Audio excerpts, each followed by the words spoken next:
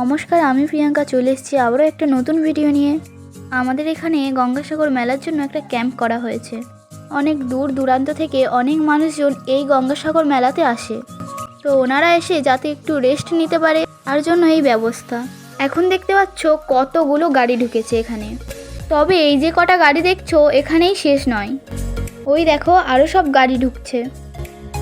ওনাদের জন্য যে এই ব্যবস্থা দেখছো এটা প্রতি বছরই হয়। আর এখানে দেখো কয়েকটা ঠাম্মা বসে আছে।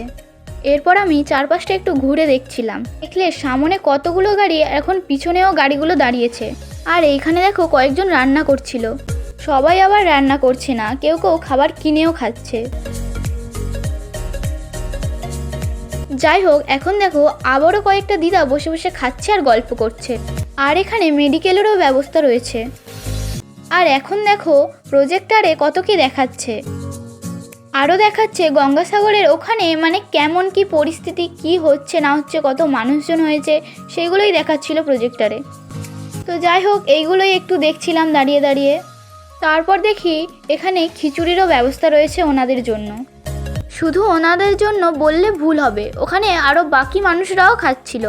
এখন দেখো আবারও গাড়ি ঢুকলো দুটো। এরপর আমরা রোডে চলে এলাম, দেখলাম যে আরও গাড়ি ঢুকছে। কাল অর্থাৎ মঙ্গলবার স্থান, তাই এত পরিমাণে গাড়ি ঢুকছে। তোমরা কবে ভিডিওটা দেখছো কমেন্টে জানিও তো। এরপর আমরা আবারও প্ল্যান্টের দিকে ফিরে এলাম। অবশেষে একজন সাধু বাবাকে দেখতে পেলাম। তো আজ ভিডিওটা এই পর্যন্ত, দেখা হচ্ছে অন্য কোনো ভিডিওতে।